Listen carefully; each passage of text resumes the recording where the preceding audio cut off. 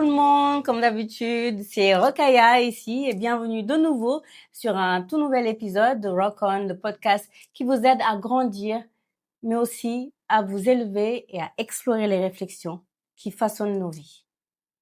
Alors aujourd'hui, j'aimerais parler d'une chose assez spéciale, une opinion très personnelle.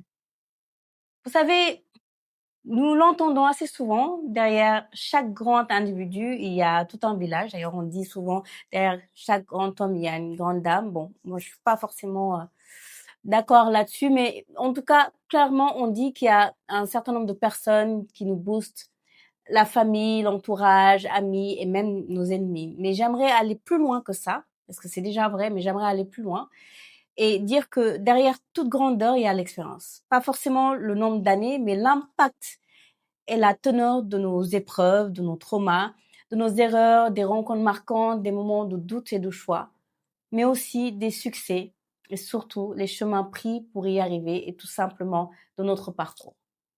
Alors donc, dans cet épisode, je vous propose une réflexion toute simple, que tout un chemin, qu'il soit humain, professionnel, émotionnel, intellectuel, peu à peu façonne une personne, la grandeur.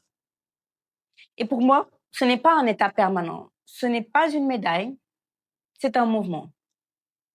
C'est une dynamique, c'est une évolution. On ne n'est pas grand, on le devient. Et on le devient à travers ce que l'on traverse, justement. Ce ne sont pas uniquement les diplômes, ou les titres, ou les reconnaissances. C'est ce qu'on apprend dans les silences, dans les chutes et aussi dans les recommencements. Et l'expérience, ce n'est pas qu'un CV. C'est une somme de vécus qui active différentes dimensions. Ça active la dimension humaine, ce qu'on découvre dans les liens, même ceux qui blessent parfois. Cela s'active dans la dimension professionnelle, qu'il s'agisse des défis du travail, les transitions, des responsabilités nouvelles, celles que l'on ne pensait pas pouvoir assumer. Il y a aussi la dimension émotionnelle, les montagnes russes intérieures que nous vivons, ce qu'on apprend à sentir, à gérer, à transformer. Mais aussi, il y a la dimension intellectuelle, la curiosité, les lectures, les confrontations, la capacité à se remettre en question. Et chaque dimension enrichit l'autre. Elles sont toutes interconnectées. Et ensemble, elles forment cette richesse intérieure qu'on appelle peut-être la grandeur. Et laissez-moi vous donner un tout petit exemple que je pense être universel. L'échec. Ça peut être rater un concours, ça peut être rater un examen, un entretien, perdre un emploi pour quelconque raison, ou voir son projet tomber à l'eau. Sur le moment, c'est lourd. On a l'impression que tout s'écroule, que la porte se ferme à jamais. Mais avec du recul, on réalise que c'est justement ce passage-là qui nous a obligés à nous réinventer, à aller chercher d'autres ressources en nous. Et derrière cette cicatrice ou ces cicatrices-là, il y a souvent un tournant. Une nouvelle vie, une nouvelle voie, parfois meilleure que celle qu'on croyait vouloir absolument. La société, elle adore les figures héroïques. Mais la vraie grandeur, elle est souvent plus discrète. Car elle réside dans le parcours, pas dans le piédestal.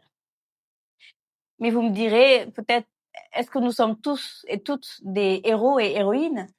Et la réponse pour moi, c'est oui. Nous devrons tous être acteurs, mais aussi scénaristes de notre vie. Et posons cette question. Quelle expérience ont forgé ma personne? Parce que la vie est le véritable sculpteur. Et chaque cicatrice, chaque victoire, chaque transformation, elle tisse une toile, ça laisse une trace. Donc, derrière toute grandeur, il y a aussi et surtout l'expérience.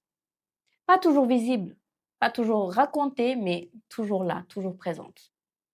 Alors, s'il vous plaît, arrêtons de minimiser notre propre chemin. Valorisons notre parcours. Pas ceux qui brillent à l'extérieur, mais ceux qui transforment de l'intérieur. Et je vous laisse avec cette question. Comment partager nos expériences pour inspirer d'autres? Si cet épisode vous a justement beaucoup inspiré, mettez un like. N'hésitez pas à partager avec ceux et celles qui auraient besoin d'entendre tout ceci. N'hésitez pas à vous abonner et rendez-vous à bientôt. Et d'ici là, prenez bien soin de vous. Rock on. Merci beaucoup.